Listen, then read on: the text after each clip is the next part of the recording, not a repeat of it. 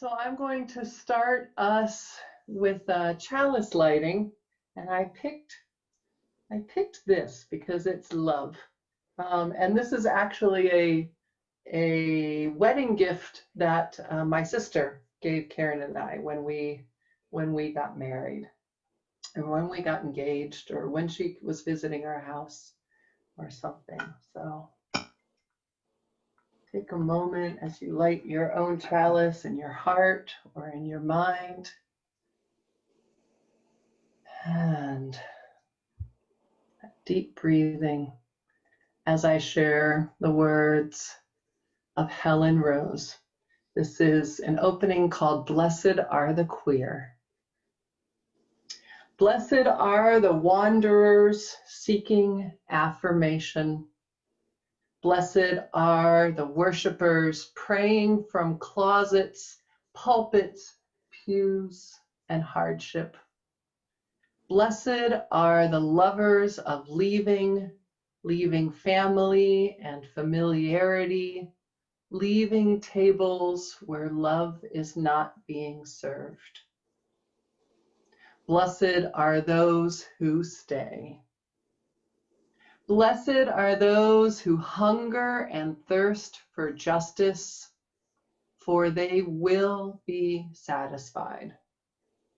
Blessed are the queer disciples of truth, living, breathing, sacred reflections of divine love.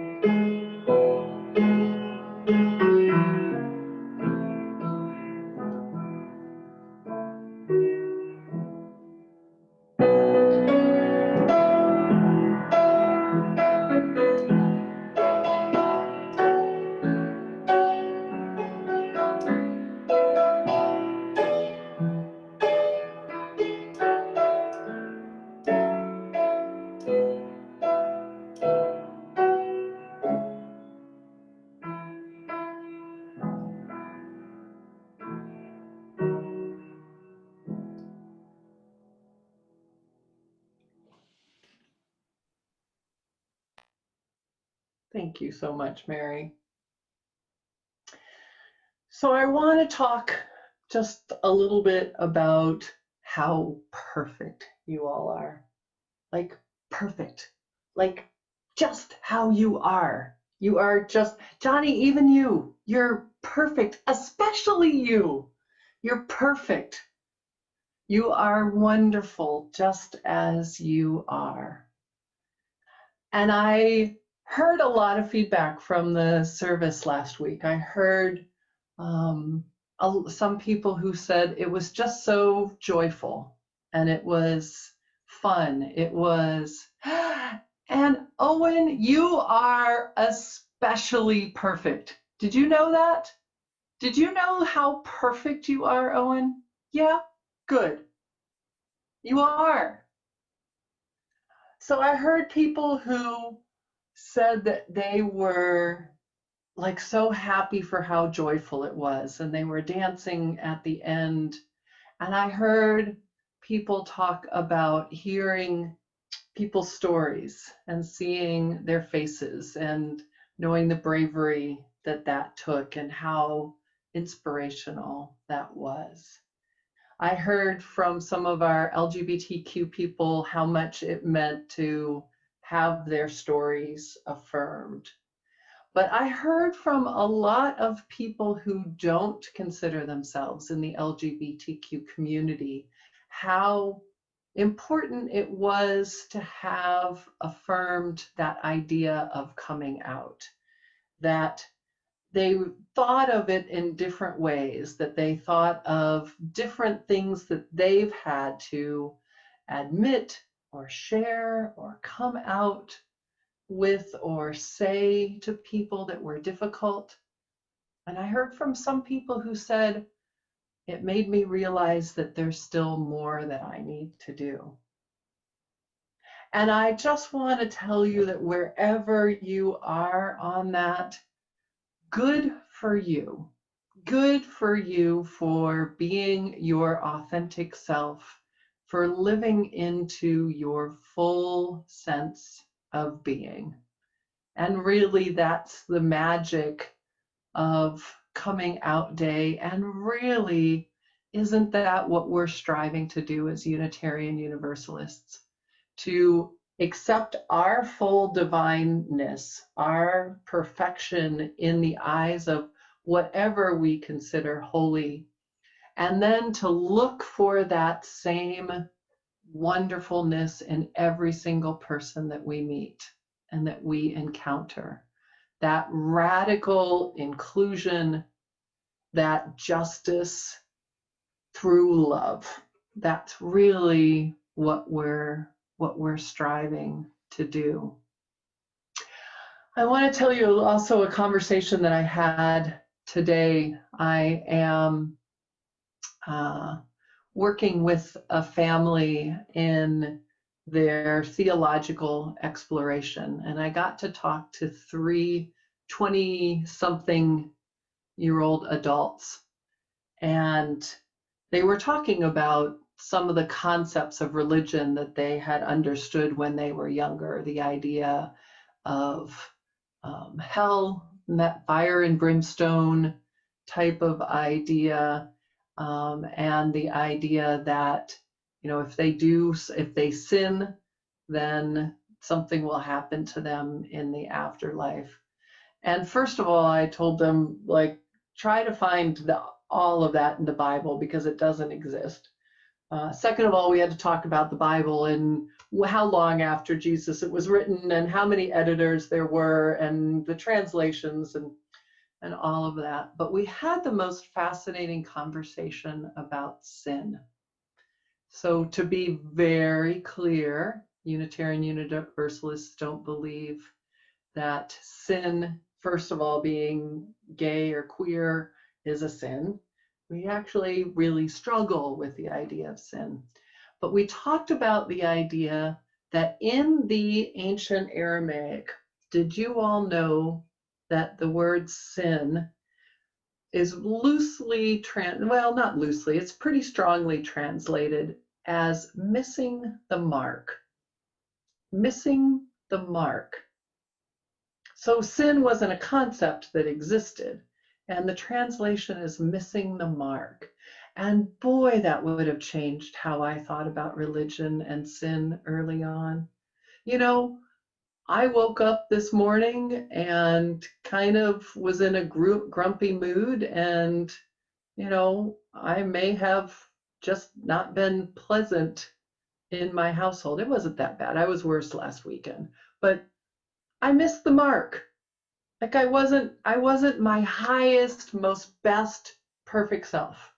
And you know what? By lunch, I was better. And the sun set tonight and it was exquisite. And I told Karen we were stopping everything that we did and we went out and we watched the sunset. I missed the mark this morning. That doesn't mean that I'm a sinner. It doesn't mean that I am inherently bad. This idea of original sin has done so much harm for people. So I thought that all tied in. It was such a great conversation to have with these kids. And I wanted to give you that kind of thought of, when do we miss the mark versus how are we inherently bad? Because we're not. We are inherently perfect and wonderful because we were made exactly how we are, and that's good enough. So you're perfect. Just deal with it. You're wonderful. Drink that in, how you are, and you are enough. Just how you are. So let's have a little bit of coming out pride. And the song is This Is Me. It was from the movie about, now I'm gonna, P.T. Barnum, is that right? Somebody's gonna know, yes. Who was a Unitarian? Did you all know that?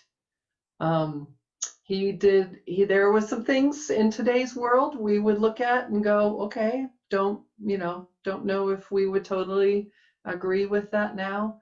But he was a radical acceptance kind of guy. So I wanted to share this version, and I'm going to remember to put computer sound on, and except that I don't have the thing. So one of these days, you all, I'm going to have this so perfectly queued up, you're not even going to know what happened. It is not today, but it will be someday. And you know what? I'm still perfect and wonderful.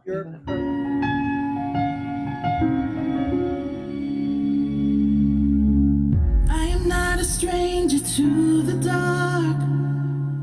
Hide away, they say, 'cause we don't want your broken parts. I've learned to be ashamed of all my scars. Run away, they say, no one will love you as you are.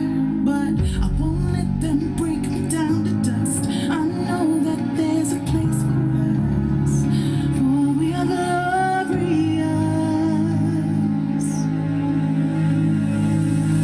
When the sharpest words wanna cut me down,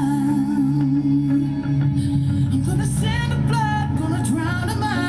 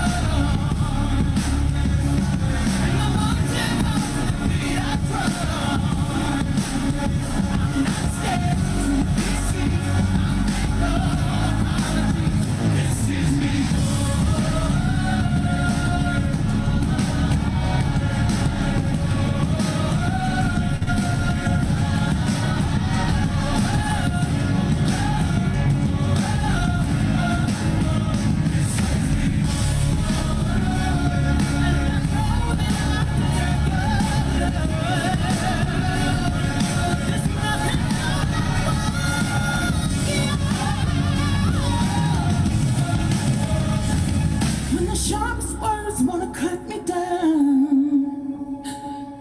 I'm gonna send the blood, I'm gonna drown them out. This is brave, this is bruised, this is who I'm meant to be. This is me.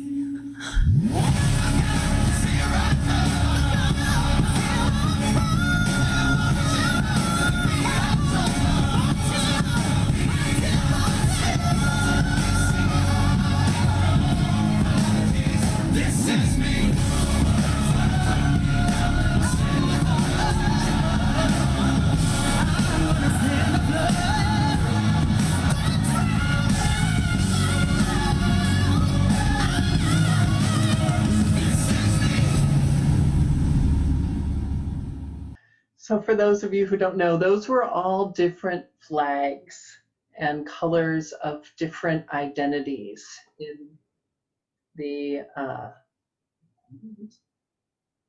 there we go, of different, all of the different queer identities. So, you know, the lesbian, gay, transgender, asexual, agender, non-binary, bisexual, all of those different identities have their own colors and their own flags. So that was when the expression of "let your flag fly" is sometimes literal, like here's all the flags that might fit for you and your identity, and let them be seen and be shown on all of their glory.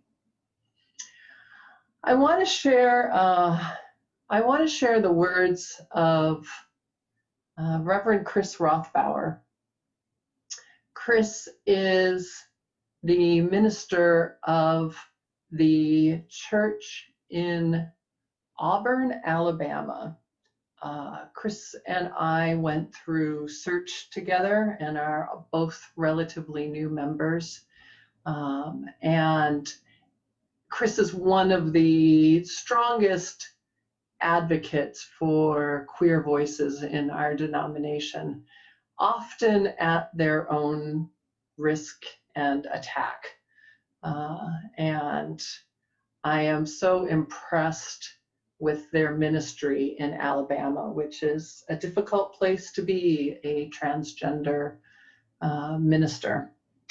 And Chris's words are called "Deciding to Build."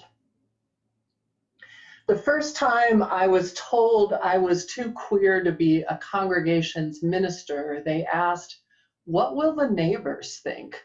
as if it were the most natural question in the world. It was then that I understood how grace works. It's costly. It requires us to be uncomfortable, to get outside of ourselves, to go all in.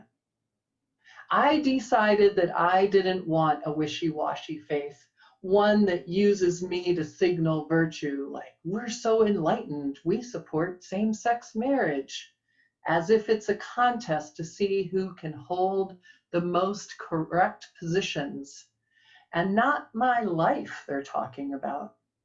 Where were they when a trans woman was murdered in Montgomery?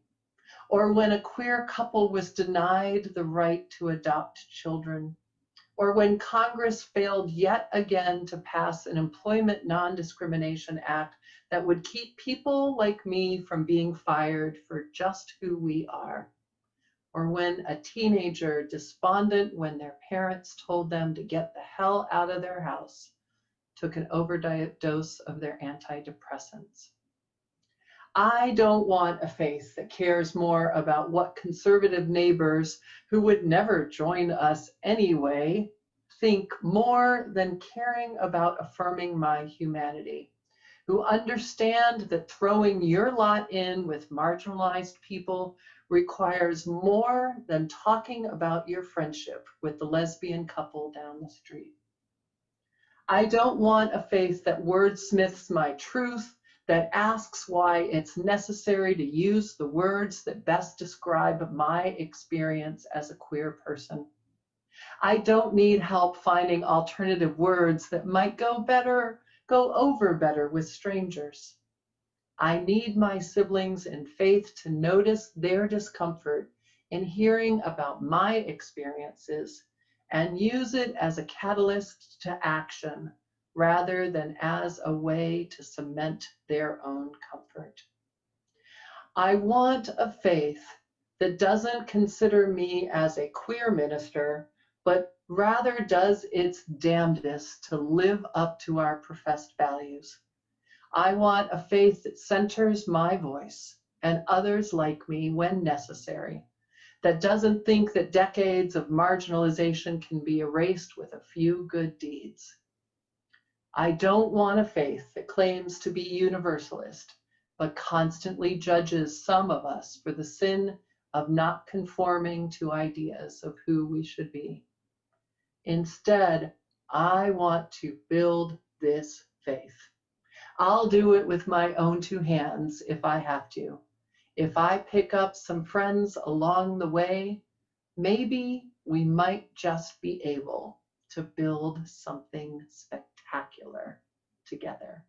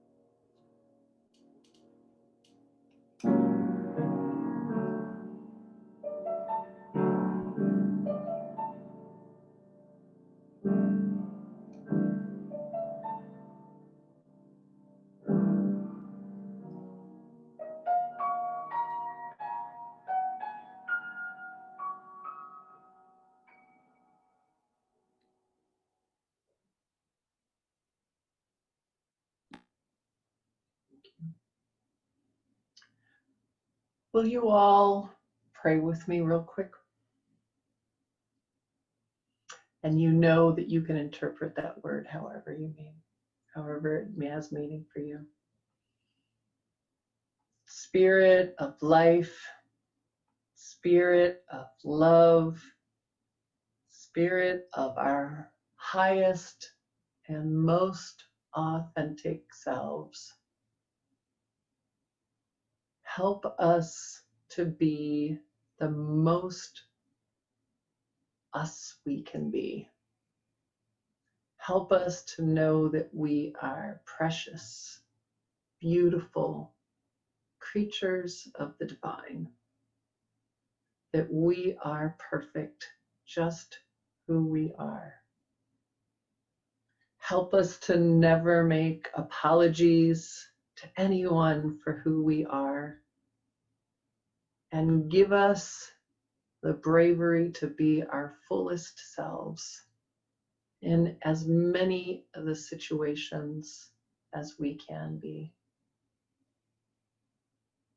And where we can't, help those around us to open their hearts to see us fully and to love us fully as the divine loves us, as perfectly as we were created. So might it be for every human on this whole earth. Amen. Blessed be. And Ashe. Many blessings for your week, my beloveds. Be kind to yourselves. Breathe deeply. We'll see you next week.